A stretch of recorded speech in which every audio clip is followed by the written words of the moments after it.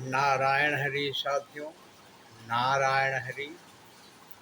ओम नमो भगवते वासुदेवाय। ओम नमो भगवते वासुदेवाय। ओम नमो भगवते वासुदेवाय। तो साथियों, आज के इस वीडियो के माध्यम से मैं आप सबों को एक नई चीज़ बताने का प्रयास कर रहा हूँ। साथियों, आपने शास्त्रों में या अन्य योग्य और विद्वान पुरुषों के माध्यम से आपने कल्प वृक्ष का नाम सुना होगा।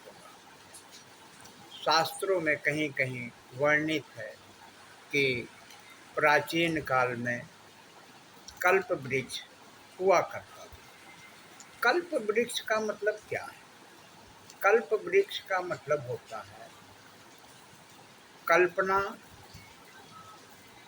कल्प से हुआ कल्पना, और वृक्ष का मतलब पेड़, यानी वह पेड़ जो आपकी कल्पना को साकार करता है। तो साथियों, क्या यह संभव है? ऐसा कोई पेड़ है प्रकृति में जो हमारी कल्पनाओं को साकार करता हो? आप कहेंगे नहीं, ऐसा कोई पेड़ नहीं होता है। लेकिन मैं आपको बताऊं, इस प्रकृति में दुर्लभ दुर्लभ चीज़ें पाई जाती है जिसे हम नहीं जानते हैं या कल्पना भी नहीं कर सकते। वह चीज़ इस प्रकृति से निकल कर आती है। कहने का मतलब ये है, मेरा जवाब ये है कि हाँ, इस प्रकृति में ऐसा वृक्ष है जो आपके कल्पनाओं को साकार करती है, और उसे हम कल्प वृक्ष कहते हैं। साथियों, आपके जीवन में अगर आपको इस प्रकृति ने उत्पन्न किया है तो आप एक चेतना स्वरूप हैं। जहाँ चेतना होती है वहाँ कल्पना भी होती है। आप प्रतिपल किसी न किसी कल्पना के सहारे ही आप अपने जीवन को गति प्रदान करते हैं।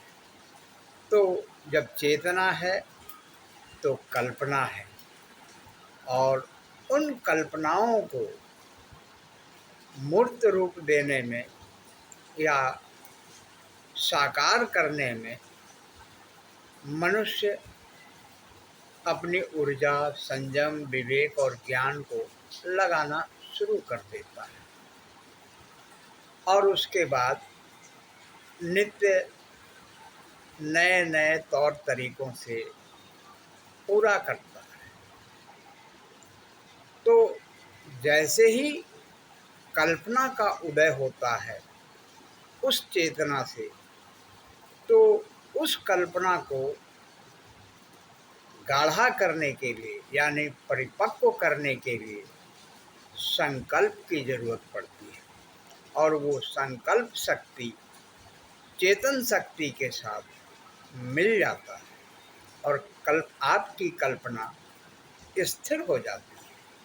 उसके बाद प्रकृति से प्राप्त ऊर्जा, संयम, विवेक और ज्ञान रूपी शक्तियों के साथ, और उस संकल्पबद्ध शक्ति के साथ अपनी कल्पनाओं को हम मूर्त रूप देने में लग जाते हैं।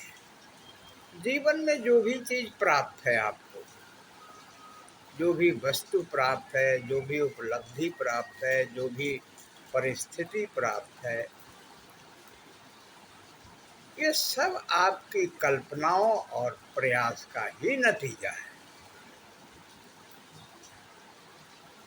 तो साथियों, मैं आपको एक बात बता दूं, वह वृक्ष कहाँ है? जहाँ आपकी कल्पनाओं को साकार करता है। वह वृक्ष कोई और नहीं, मानव प्राणी ही है, मनुष्य है। मनुष्य ही इस प्रकृति में वो वृक्ष है जिसे हम कल्प वृक्ष के नाम से जानते हैं। और ये मनुष्य ही अपनी चेतन स्वरूप शक्तियों से, संकल्प रूपी शक्तियों से, ऊर्जा रूपी, संयम रूपी, ज्ञान रूपी, विवेक रूपी शक्ति से अपनी कल्पनाओं को साकार रूप प्रदान करता है। तो साथियों, यह कथन कि इस प्रकृति में कल्प वृक्ष है, ये बिल्कुल सही है। कल्पना है तभी हवाई जहाज बन गया, कल्पना है तभी हम चांद तक पहुंच गए, कल्पना है तभी हम कोई क्रिया कर पाते हैं। यानी कल्पना पहले उत्पन्न होती है, क्योंकि चेतना है, और ये कल्पना अपनी ज़रूरत के हिसाब से उत्पन्न होती है। हम जो कल्पना करते हैं, हमारे जीवन के लिए जो नीड्स होता है, जो ज़रूरत होती है, उस आधार पे हम नित्य नए नए कल्पना करते रहते हैं। अतः मैं आपको ये संज्ञान देना चाहता हूँ, समझाना चाहता हूँ कि कल्प वृक्ष आज भी है, कल भी था और हमेशा रहेगा, जहाँ पे जीवों का वास होगा। नारायण हरि। तो साथियों, यह वीडियो कैसा लगा? मेरी बातें आपको कितनी प्रभावित करती है, ये आप बखूबी अनुभव कर सकते हैं। और नित्य नई जानकारियों के साथ मानव जागृति चैनल आपके लिए प्रयासरत है। तो साथियों, आप कमेंट बॉक्स में कमेंट ज़रूर करें, शेयर करें दोस्तों के बीच, लाइक करें और मानव जागृति चैनल को अपने इच्छानुसार प्रयास आगे बढ़ाने में प्रयास करें। यही मेरी आपसे रिक्वेस्ट है। नारायण है।